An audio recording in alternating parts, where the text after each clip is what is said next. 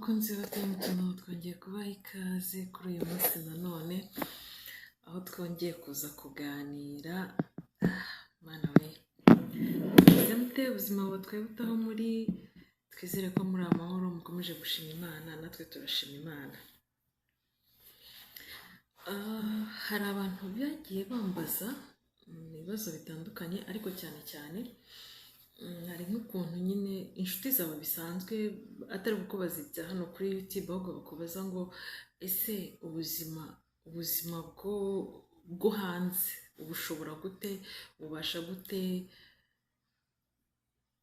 gufatanya ubuzima bwo hanze, harimo akazi, harimo umuryango, harimo mbese muri rusange, cyane cyane ko nimvuga hanze ni nyine ku bantu baba mu bihugu byo hanze, aba diaspora. Ni gute ubuzima nyine buri wese, cyane cyane iyo utaragera hanze wumva ufite amatsiko, kuko tumenyereye ko iwacu tuba dufite abadufasha rimwe na rimwe mu rugo, ufite abavandimwe bawe, barumuna bawe, abo muri belle famille, baramukazi bawe, tukaba dufite n'abo duhemba badufasha, abatantine, abatonto, muri ubwo buryo. Noneho ukibaza ngo ese noneho iyo mugiye hanze, ubuzima bwo hanze mubushobora mute? Abo bantu bose ntabo muri kumwe, ari wowe n'umutware wawe n'abana bawe gusa, mubigenza mute? Hakikubitaho noneho iyo ugeze hanze ukabyara, ese byo ubwo buzima butwara gute? Uyu munsi rero kubera kugenda nganira n'inshuti zanjye nyinshi zitandukanye, uyu munsi ndumva nshaka kuza wenda kukibabwiraho gato, ndabibabwira nkanjye ubwanjye. Niba navuga ngo uko mbigenza, reka mbabwire nkanjye ubwanjye uko mbigenza, kandi mbona bimfasha, kuko nyine usanga ubuzima bugoye, kandi abantu benshi baba hanze, abenshi baba mu buzima busa, nubwo mwamuha mu bihugu bitandukanye, ku migabane itandukanye, ariko akenshi ubuzima bwo burasa pe, burasa. Ariko ndaza cyane kwivugira ubwo hanze, ntabwo nagiye, nta bindi bihugu nagiyemo uretse mu gihugu cya Korea y'Amajyepfo. Ndaza kwivugira cyane kuri muri Korea y'Amajyepfo.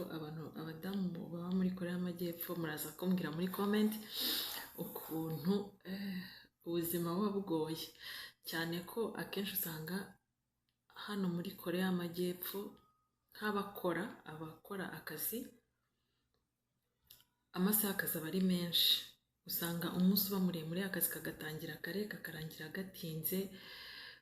Yewe n'abiga nabo hano ishuri riba ari ikindi kintu gikomeye nacyo, ugasanga n'ubundi cyane. Noneho nk'abantu biga ibintu birimo siyanse cyane na tekinike, baba mu marabu, bahoramo, mbese gusiba rabu ni ikibazo, kuyisohokamo ni ikibazo. Ugasanga rero ubuzima nyine nk'umubyeyi bufite ukuntu bugoranye cyane, ariko kandi ugomba kwiga uko ugomba kubutwara kandi bugakunda. Rero ababyeyi mutuye hafi cyangwa se muri kure cyane hano muri Korea, baramba ndongeye kubasuhuza, ndabahobeye cyane. Mumeze mute?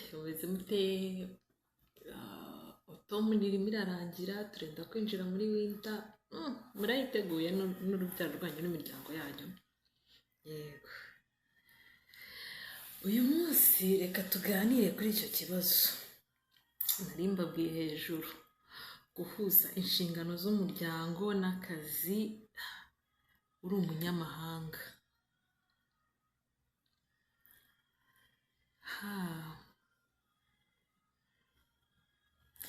Mbese nimumbwire, namwe mujya muhura na pressure nk'iyo mpura nayo? Njye mpura na pressure, kwibaza ukuntu uri buhuza akazi, uri buhuza abana, uri buhuza urugo, wenda ukongeraho no kwiga ururimi, ukongeraho no kugira utundi tuntu ushaka gushakisha ku ruhande.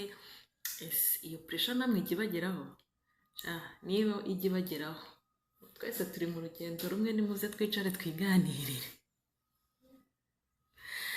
Rero hano ubuzima bwa buri munsi ukuntu navuga ngo buba buteye,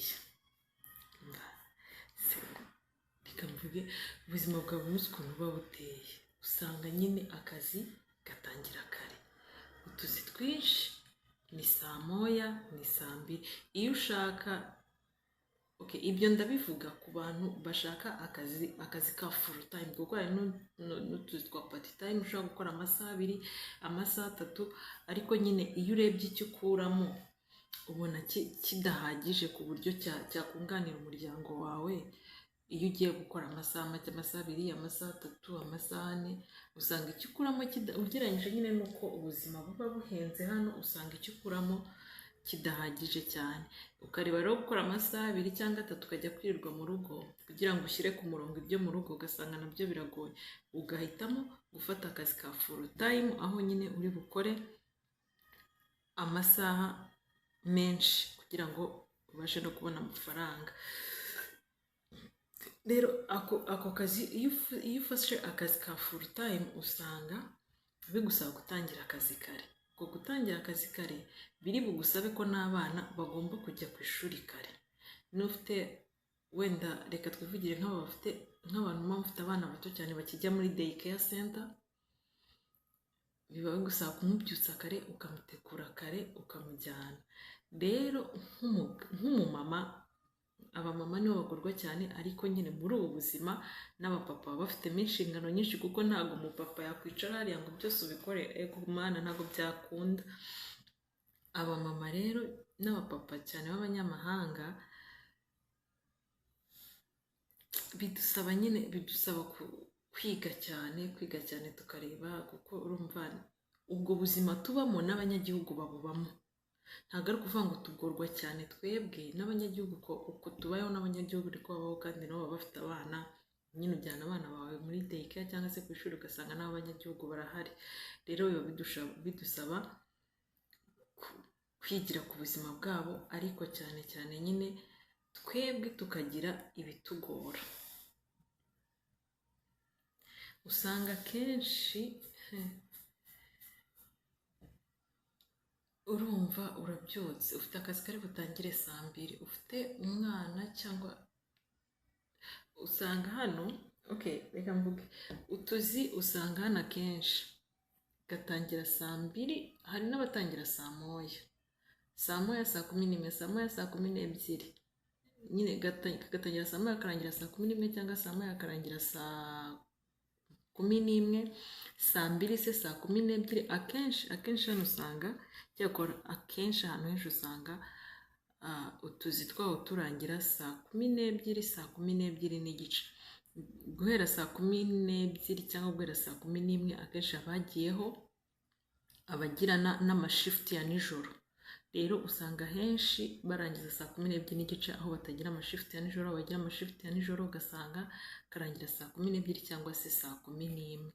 Rero uzasanga nyine urumva niba ufite akazi gatangira saa 3, saa 12, kandi wenda aho ugiye gukora si hafi yo mu rugo, biragusaba kuza gutega.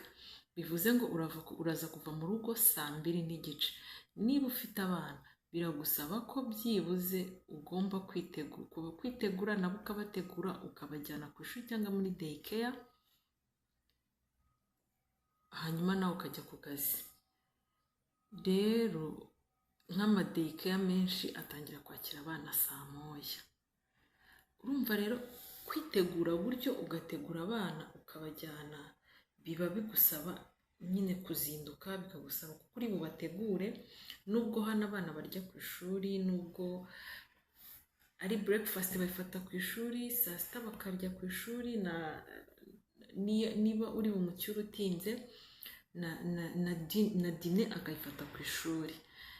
Usanga rero bigoranye nyine, urumva urabyuka ubategure, wenda ikiri bube cyiza nturi bubategure breakfast kuko bari buyifate ku ishuri. Ariko nanone iyo ufite abana bagira apeti cyane, ntiwakwizera kuri bohereze nyine nk'ababyeyi abenshi murabizi, ababyeyi benshi murabizi ukuntu bumva ufite igishyika, nubwo uzi ko umwana wawe arya ariko uba wumva nyine kuba utamubonye arya ngo umenye uko yariye, uba wumva ufite igishyika cyo kuvuga ngo ese yariye arahaga, ese yahaze koko, bigatuma uvuga uti reka mugire utwo mukora nubwo twaba duke ariko menye ko agiye hari utuntu ashyize mu nda.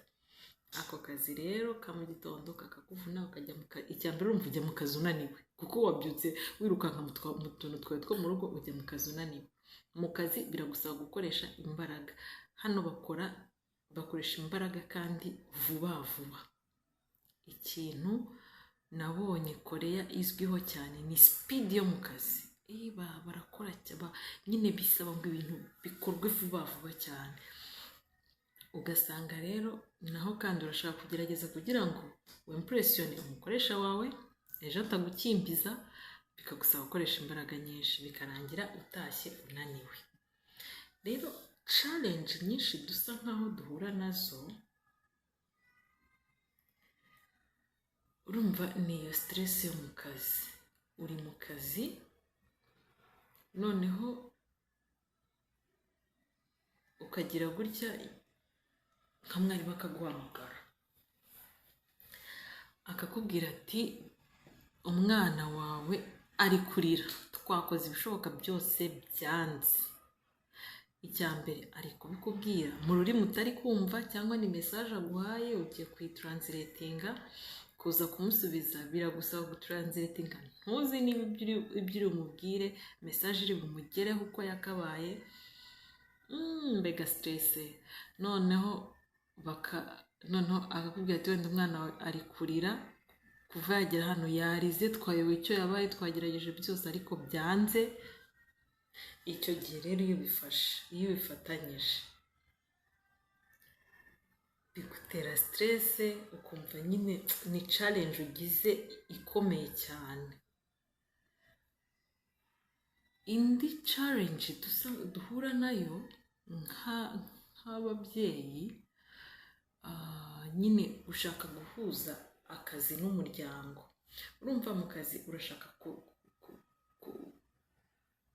kwimpressiona umukoresha wawe, urashaka gukora ibintu mu buryo buri perfect. No mu rugo urashaka ko ibintu nabyo bigenda neza. Icyo gihe iyo hamwe bitagenze neza ucika intege. Urugero, urumva mu gitondo urabyutse uteguye abana, ariko kubera igihe gito ufite, wenda hari ibintu usize udakoze.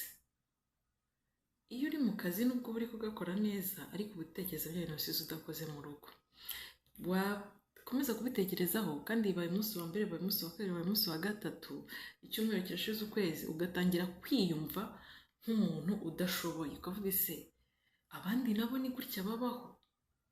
Ese mu buzima busanzwe abandi nabo ibintu birabacanga nk'uko bincanga, cyangwa n'injye udashoboye? Ugasanga nyine bituma muri wowe ucika intege. Urumva iyo nayo ni challenge uhura nayo nk'umuntu uba hanze, nyine challenge yo kubasha guhuza inshingano zo mu rugo n'iz'akazi. Hanyuma ikindi,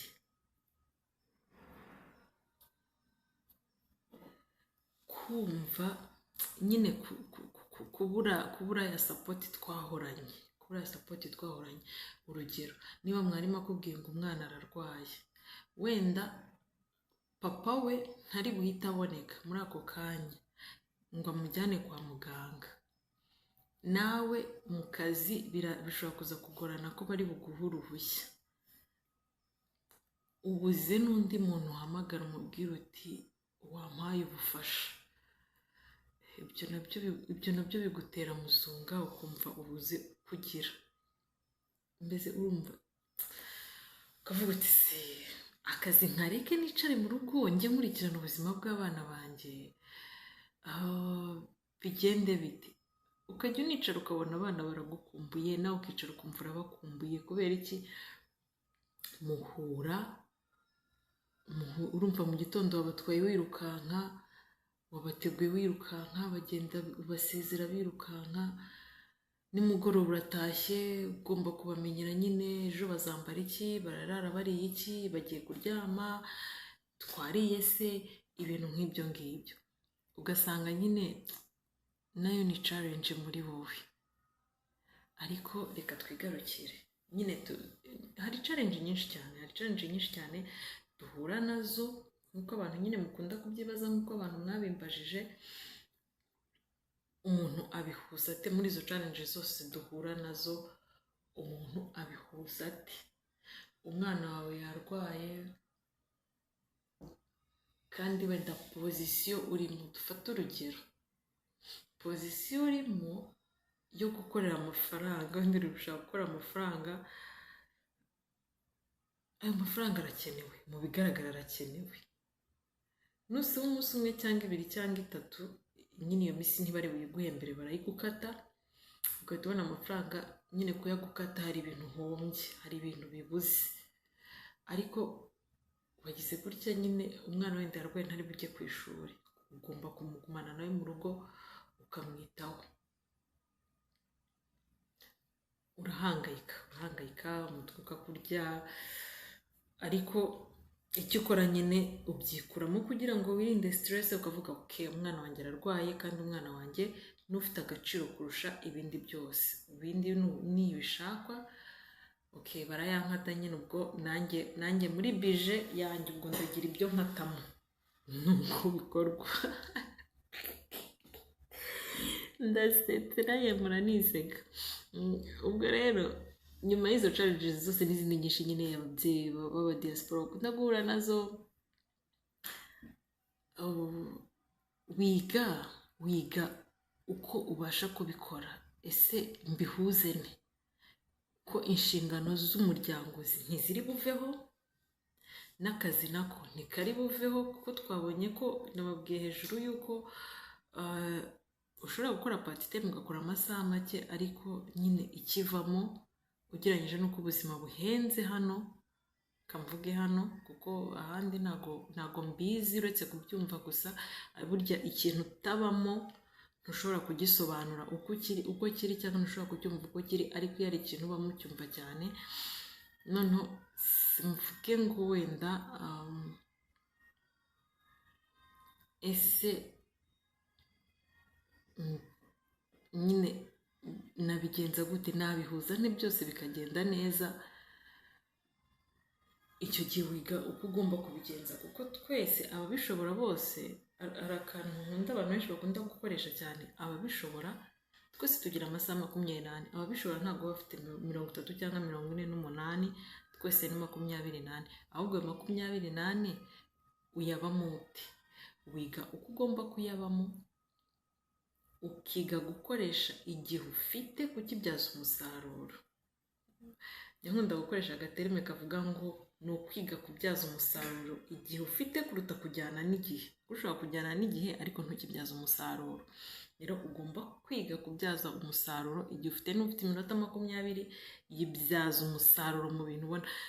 Ushobora kugira iminota 20 ukavuga okay, mfite ibyombo ngomba koza, mfite guteka, ese ibintu ndabikora bikunde.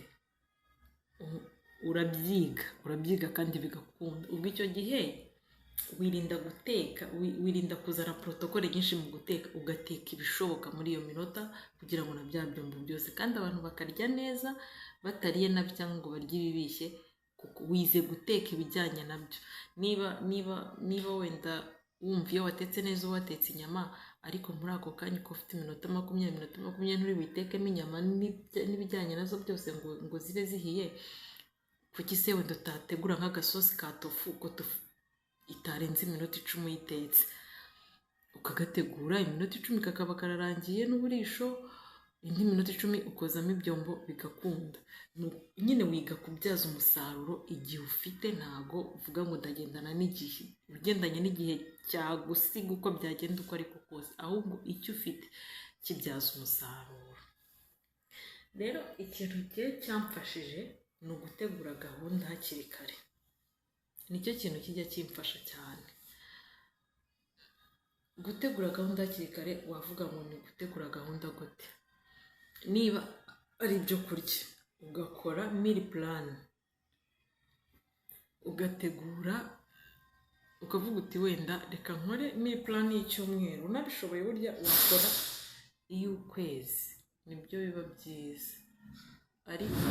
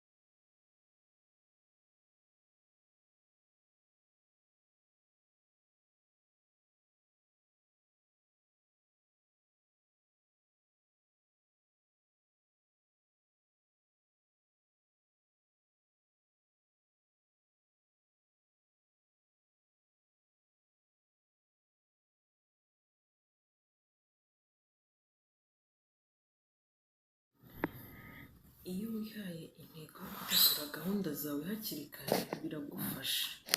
Impamvu bigufasha ni iyi: uba uzi ngo uyu munsi ndakora iki n'iki n'iki n'iki, bikakurinda stress zo gushaka gukora ibintu byinshi icyarimwe. Urugero, iyo wateguye nka gahunda yo kurya ibintu muzajya murya, bigufasha ko mu minota ubonye ubasha kugira gute, ubasha gutekamo nyine bya bindi. Nawe icyo gihe ugiye gutegura gahunda yawe yo guteka, gukora meal plan, ni ukuvuga ngo ureba nyine iyo ugiye kuyitegura, nawe utegura ugendeye no ku minota uzaba ufite n'igihe uzaba ufite n'uburyo uzabikoramo. Ibyo rero byaramfashije cyane kuko nsanga biranyorohereza. Mba nzi ngo ntabwo nirirwa ntekereza ngo no mana yanjye ngo uyu munsi murabizi abadamu, noneho mwebweho twivugane n'abadamu, abapapa mwe muhagaze gato ariko abapapa namwe mujya muhura n'ingorane, kuko nyine hari igihe ubura icyo uteka ugahita uvuga uti mukabya basi reka mubaze icyo ashaka kurya, byibuze icyo ashaka kurya kiramfasha. Ariko noneho bamama murabizi, si n'abadiaspora gusa, n'abamama mwese muba mu rugo iwacu murabizi ko byonyine niyo umutantine aguhamagara akakubwira ati mabuja uyu munsi turarya iki, umutima uhita ujya mu mutwe, sibyo? Noneho ibaze uri muri izo stress zose z'akazi, uvuye ku kazi unaniwe, uvuye gucyura abana, amasahani ntayo, kandi ugomba guteka mukarya, ukajya no gutekereza icyo kurya, umutwe urashyuha pe. Rero iyo wakoze meal plan yawe bisa nk'ibikorohera, kuko uzi ureba ati hari igihe umunsi ndagomba guteka icyo, ukaba wakibonye papa ugahita ucapurisha bitewe n'iminota ufite, uranagiteguye bitewe n'iminota. Ibyo rero biragufasha. Ikindi cya kabiri, ugategura uko ukora imirimo yo mu rugo. Iyo uteguye uko uyikora, tuvuge ni amasuku, wenda ukavuga uti, ukiha gahunda ukavuga nkanjye, ni urugero, nkanjye ibyombo biraye bitoze, ubwo umunsi wanjye ukurikiyeho urapfa kubera ibyo mba mfite gukora mu gitondo biragoye.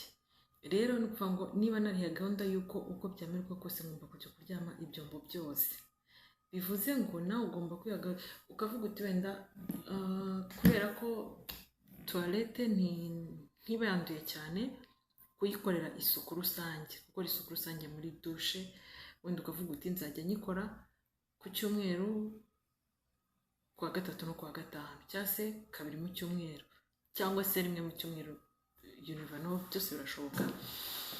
Ukavuga uti wenda gukoropa mu nzu nzajya mfata umunsi umwe mu cyumweru, nkorope naruhutse, nkora utuntu twose, mirayi, uduki twose, hanyuma noneho mu mibyizi indi minsi isanzwe mvakiyominge gusa cyangwa nkubure gusa, kuko nka hano ntabwo twinjiza inkweto mu nzu. Hari ahantu iyo ukinjira hari ahantu habugenewe ho gushyira inkweto, niko n'abantu mureba Korean drama muzabibona,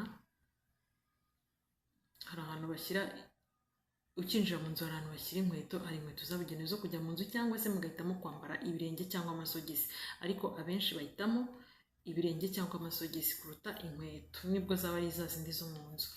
Rero ukavuga uti okay, ubwo tutinjizamo inkweto zivuye hanze zanduye, nzajya nkoropa rimwe mu cyumweru, hanyuma wenda indi minsi yose mvakiyominge, cyangwa se nkorope rimwe mu cyumweru mu buryo buri general, gatatu mu cyumweru ncishemo hari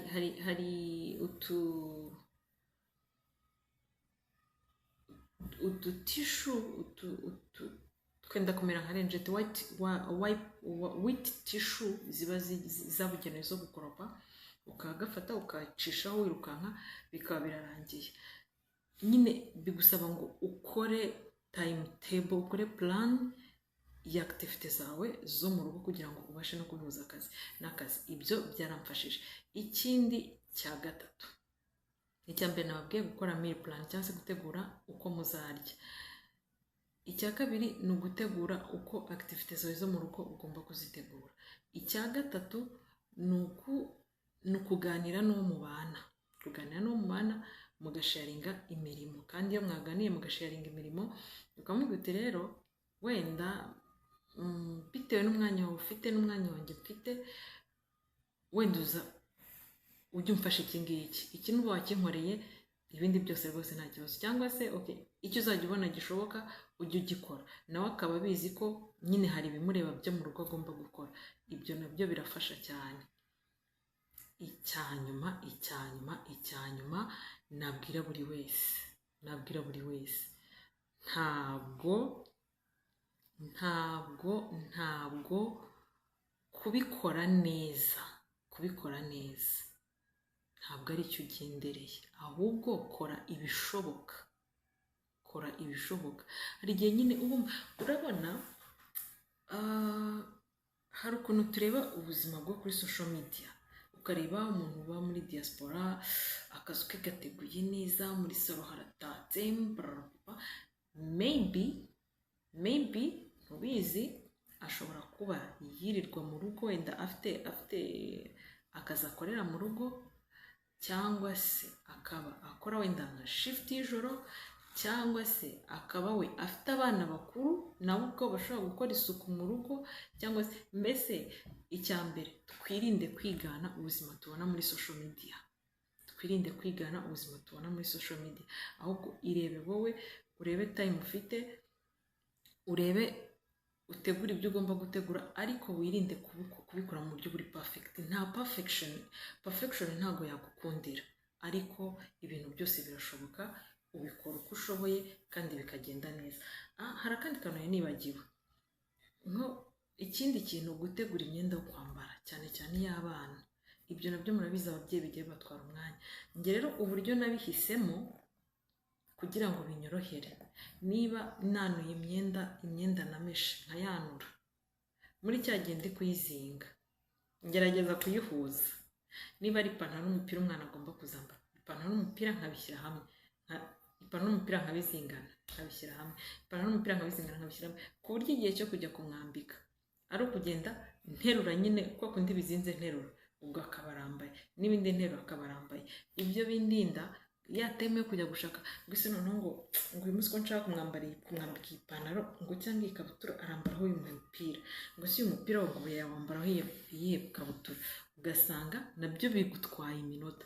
Njye rero nahisemo kujya mu gihe ndi kuyizinga mbijyanisha nkabibika bijyanishije kugira ngo binyorohere ejo kuzagira gute kuzamwambika.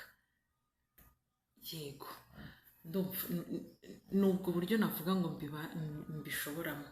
Noneho ikindi kintu rero kigoye ariko abantu benshi batajya bavuga, bana ntimunkubite ariko banza ngiye nko kumera nk'ibanga. Mbere yo kuvuga ikindi kintu noneho kuvuga ibindi bintu abantu batajya bavuga, nabanza nkavuga ngo muri bya bintu nari ndi kukubwira uko ibintu ubitegura byanga byakunda, no muri cya gihe ugomba gushaka umuntu yaba iminota 10 yawe bwite self care cyangwa se me time basigaye bakunda kwishishikariza abantu cyane, kuko abantu benshi bafite kwigunga muri bo, bafite ibibazo byinshi muri bo, nyine usanga waciye muri ibyo byose noneho ukabura ya self care. Kandi self care ntabwo ari ukuvuga ngo ni ukwitera makeup, ni ukwambara neza, ni ukujya no ukeneye nawe kwicara ugatuza ukitekereza, ukicara ugafata niba ari icyo gikombe cy'icyayi, niba ari amazi, niba ari akaji, niba ari ikawa, ukicara ukanywa ukitekereza, niyo yaba iminota 10 ariko gerageza uyishake yawe ku giti cyawe. Niba ari cya gihe abana bamaze kuryama se, niba ari cya gihe urangije akazi kose uko wagateguye ku munsi wawe, ugahita uvuga ati noneho mbere yo kujya mu buriri reka mfate iminota 10 yanjye bwite yo kwitekereza, apana yo guscrollinga telefone ngo urebe ibyatambutse, apana no, yo kwicara wowe ubwawe ukitekereza. Ufate agatasi kawe ushyiremo icyo kunywa ukunda, sinzi icyo ukunda icyo ari cyo, hanyuma nurangiza wicare ukanywe utuje, nta telefone nta televiziyo sinzi niba abantu babayeho muri ubwo buzima bayireba cyane, ariko iyo uyikunda ushobora nawe kwishakira umwanya ukayibona,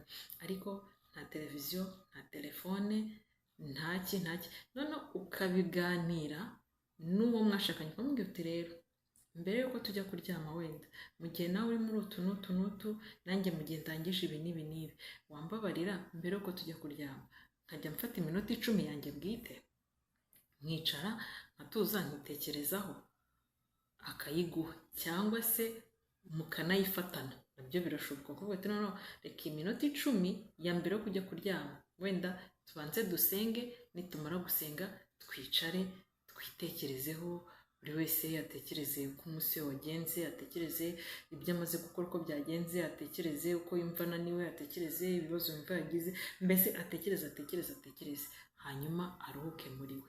Ako kantu nako kaba ari ingenzi cyane. Ntibisaba me time, ntisaba igihe kinini. Hari abo nkunda kumva bavuga cyane me time ushobora gufata isaha amasaha 2, okay ufite umwanya nibyo ni na byiza byanagufasha, ariko mu gihe nta mwanya ufite nyine turi kuvuga bwa buzima bwo kubaho mu buryo buri full time uri busy, iyo minota 10 iyo minota 5 burya yagufasha.